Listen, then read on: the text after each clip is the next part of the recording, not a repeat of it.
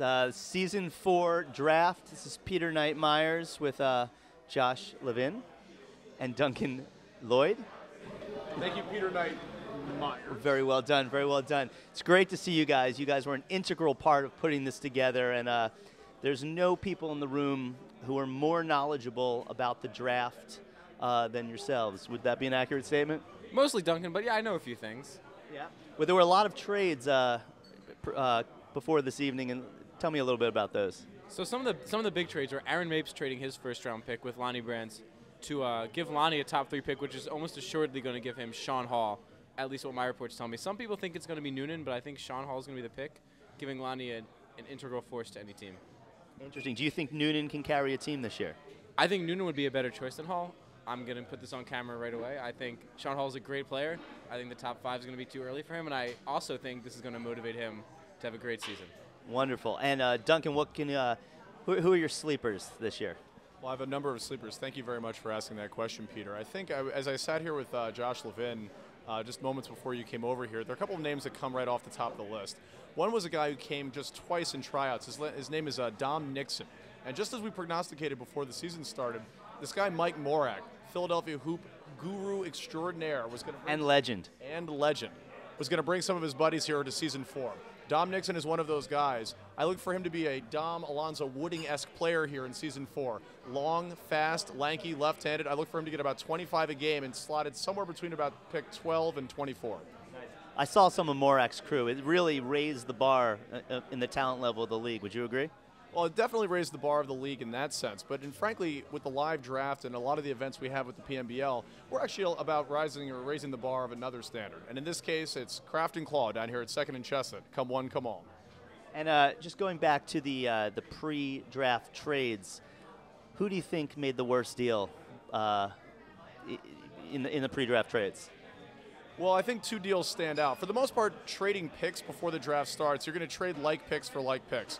2 particular trades stand out for me, though. The first was, as Josh alluded to earlier, the Aaron Mapes Lonnie Brands trade of earlier this afternoon. Mapes gave up a number 3 pick only to slide ahead in the 2nd round and then bump up a 3rd round pick. That, to me, doesn't make a lot of sense. The other trade, which isn't getting a lot of press right now, was Max Blum's trade with James Schluchter earlier in the week. Max Blum, in my opinion, really fleeced the All-Star and ex-champion Schluchter, moved up in the 1st round and positioned himself very well with 4 picks in the top 76 right now. So look for Blum to make a very good rag-like move here at the draft. But if I can add, seeing how Max Blum drafted last year, I don't think the rest of the league has to fear too much whatever Max Blum's bringing to the table. Who do you suspect Max Blum will take in the 1st round? I mean, he shocked the world by reaching last year.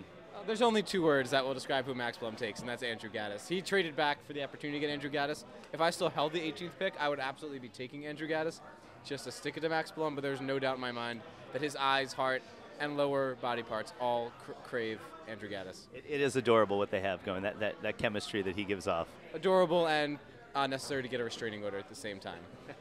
That's beautiful. What can we expect from tonight? What do you think we're going to see here? I think one prediction, which I can guarantee will become true in just a matter of moments, is that after the first 2 picks, and I think it's a pretty foregone conclusion that Mark Zoller and Chet Stakaitis are going to go 1-2 in some combination. After that number 3 pick, it's going to be a real free-for-all in here. There are going to be prizes and surprises for ladies and mans left and right. And I think a big, big part of this night's draft in terms of who's going to come out as a winner and a loser, mid-round drafting. Whoever does the best job between rounds 3 and 6, they're going to take the cup this year, Peter. Absolutely. I totally agree with that. Who do you have slated? You talked about 1 and 2. Who's 3 through 10? We're looking at Sean Hall's going to be there, John Noonan. You're definitely going to see Chris Pender picked in that spot. I'm hearing a lot of love for Ricky Lang, who's a point guard who can really shooting the lights out in the exhibitions. And you might have someone like Dom Alonzo. He was the scoring champion last year. He's got a good chance to put up another 40-point a game. You can't buy that anywhere. I think he's going to be a big pick. And there might be a big guy like Isaiah Nathaniel who steps up there. People get tempted by the size. Hashim to beat syndrome. It happens every year. Your thoughts? I'd like to just point out one name that Josh just said, and that's Dom Alonzo Wooding. It's funny. He dropped to number 17 in the draft last year.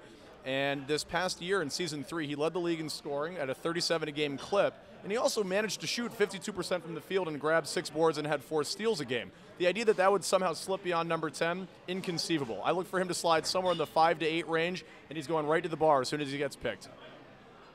And my question to you is, Who is the Scott Horowitz of this draft? Who is the Scott Horowitz of the draft? I've been looking at a lot of names. Who is Peter going to love? And I look for what Peter loves. Peter loves men who, like himself, are a little diminutive in size, have a nice smile. From the waist up. Goes without saying.